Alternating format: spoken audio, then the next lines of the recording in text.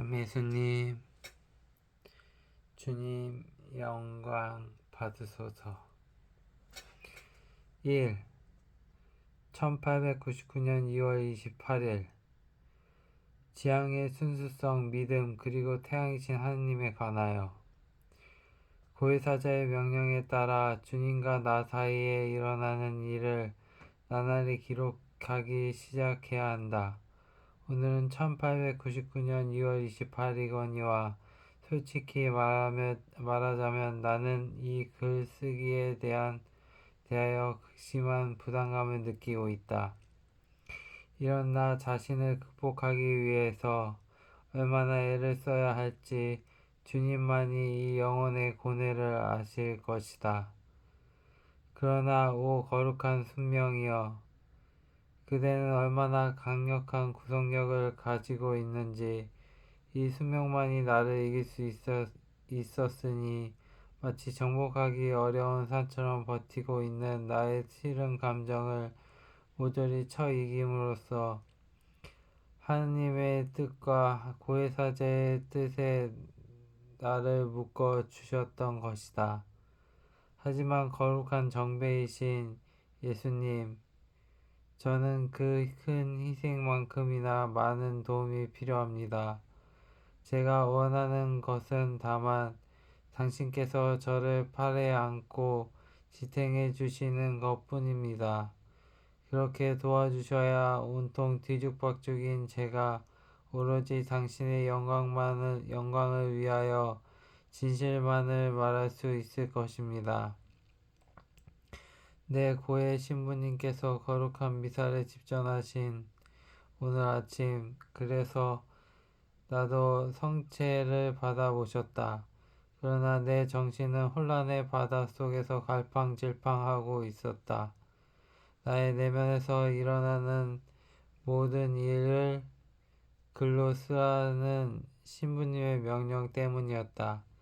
나는 예수님을 받아보시자 내 괴로움에 대해서, 특히 나의 자격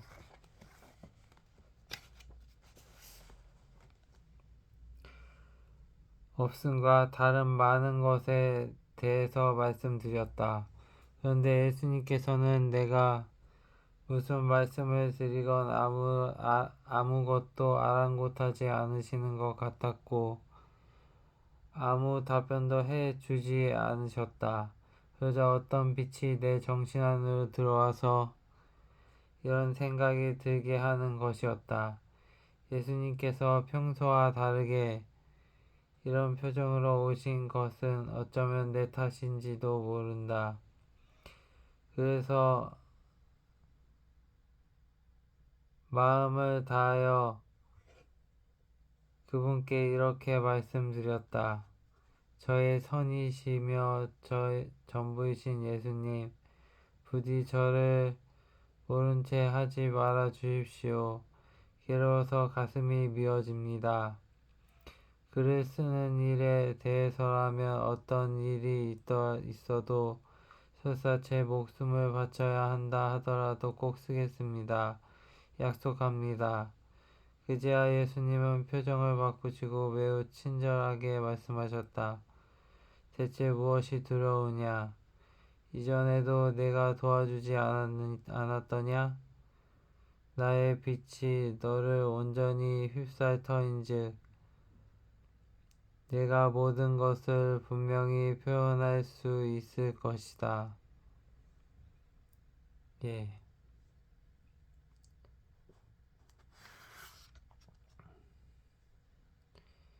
피카르타가 처음 글을 쓰기 시작을 했습니다. 피카르타 그 할머님께서 그때는 젊었겠죠. 젊은 늙어가면서 이렇게 글을 썼는데 많이 나이를 들어가시면서 글을 쓰셨습니다. 근데 극심한 부담감을 느꼈다고 합니다. 예수님께서 쓰라고 그 고해사제의 지시에 따라서 쓰라는 명령에 참 예수님과 함께 함께한 모든 것을 작성해야 된다는 그런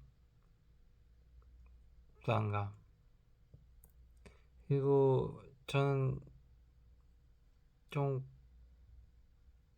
여자는 감추고 싶은 마음이 있는 것 같습니다. 근데 그걸 쓰라니 참 여자의 마음은 잘 몰라서 그런데 그 쓰라고 하시면서 피카르타는 예수님과 있었던 모든 것을 64년 정도 되는 기간을 예수님이 영적으로 오셔서 대화 나누고 또 이쪽 대학살이 일어나는 지역을 가고 또 피해가 일어난 지대 영적으로 보면서 또 예수님의 분노를 삭히려고 또 자기가 대신 고통을 받고 또 그 고통 받음으로써 예수님은 또 복을 또 그 사람들에게 내려주시고 하는 산 제물이었는데, 그리고 또 거룩한 순명, 거룩한 순명, 예수님 말씀 곧 그러나 오 거룩한 순명이여 그대는 얼마나 강한 구속력을 가지고 있는지. 거룩한 순명이라는 세상의 순명이죠. 세상의 순명. 세상의 순명입니다. 자신이 모든 것을 다 글로 써가지고 전해야 되는 예수님과 있었던 것을, 거룩한 순명은 세상을 위한 순명이라고도 할 수 있을 것 같습니다. 이 순명만이 나를 이길 수 있었으니 싫은 마음, 그러니까 쓰기 싫은 마음. 아, 정말 지옥 같다. 쓰기 지옥 같다. 이런 마음을 이겨내면서 엄청나게 힘들게 썼다. 이거 그냥 편하게 사인하시 쓰는 게 아니고 마치 정복하기 어려운 산처럼 버티고 있는 나의 싫은 감정을 모조리 쳐 이김으로써 하나님의 뜻과 고해사자의 뜻에 나를 묶어 주었던 것이다. 하나님의 뜻이 있고 사자의 인간적인 뜻 갈팡질팡하면서 이 뜻도 갔다가 이 뜻도 갔다가, 하지만 거룩한 정배이신 예수님, 나의 모든 것, 나의 모든 정성과 모든 것인 예수님, 예. 저는 그 큰 희생만큼이나 많은 도움이 필요합니다. 사람들에겐 다 도움이 필요합니다. 저도 그렇고, 아기 때처럼 아기는 도움이 필요하고,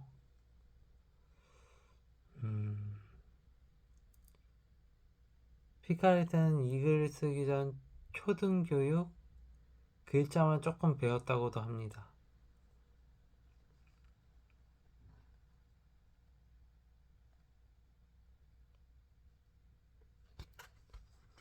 예수님께서는 또 글 쓰실 걸 아셨겠죠. 피카레타 분께서 글을 쓰실 걸 아시고 계획하셨었던 것입니다. 계획. 우리는 모두가 한 계획대로 살까요? 우리는 모두가 하는 계획대로 되지 않고 인간적인 뜻에 의해서 이런 사고 저런 사고 이런 하나님의 뜻도 있겠죠. 너 더 성숙하여라, 더 지혜로워져라, 더 신중하여라, 이런 뜻에 그 사람에게 무게를 주는 경우가 있는데, 그거는 배에 득이 됩니다. 배 몇천 배에 득이 되는데, 인간의 뜻으로 다니다가 이렇게 힘들게 겪고 그런 것은 아주 조금의 득, 아주 가냘픈 득, 가냘프게 이익이 되고 하나님의 뜻으로 내가 너에게 약간의 무게를 주마 했을 때 그 무게를 이겨내고 잘 이겨냈다면 하나님께서는 더 몇백 배 엄청나게 많은 축복을 내리신다 이거죠.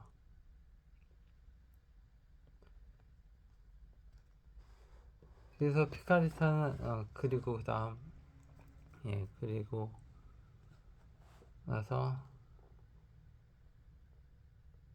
어떤 일이 있어도 설사 제 목숨을 바쳐야 한다 해도 꼭 쓰겠습니다.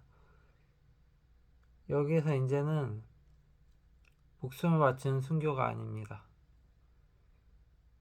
예전 성인들은 피 흘리고 막 고통당하고 이런데 이제 피카리타가 새벽을 밝아오면서 이 책을 쓰고 세상이 한번 변하면서 이제 내적 순교, 성인들은 내적 순교, 이게 하나님의 뜻이 옛날에 그러니까 신약에서 이제 아버지의 뜻이 하늘에서 같이 땅에서도 이루어지는 세대가 왔습니다.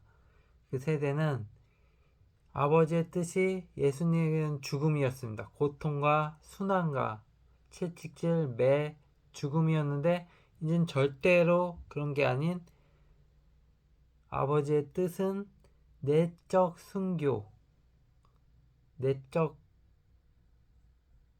거부감이 일어나는 걸 그러니까 내적인 이 견딜 수 없는 좀 그런 순교를 겪으면서 성인으로 오르고 이제 그런 세상이 온다, 올 것이다 이거죠. 이미 왔고요. 근데 아직도 저희들은 인간적인 뜻에 의해서 고통을 자초하고 있죠.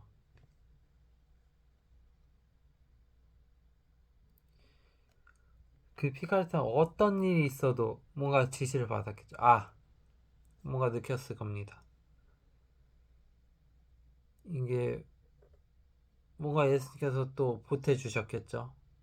그랬으니까 자기 힘으로 어떻게 내가 이겨냈다, 내가 쓸 거다 이게 아니고 예수님께서 이렇게 인도하신, 조금 힘들지만 이 정도 딱 해서 딱 올려주신, 싹 생각을 이 정도 좀 괴로웠으니까 넌 이만큼 올라가라 하고선 딱 깨달아서 쓰겠다.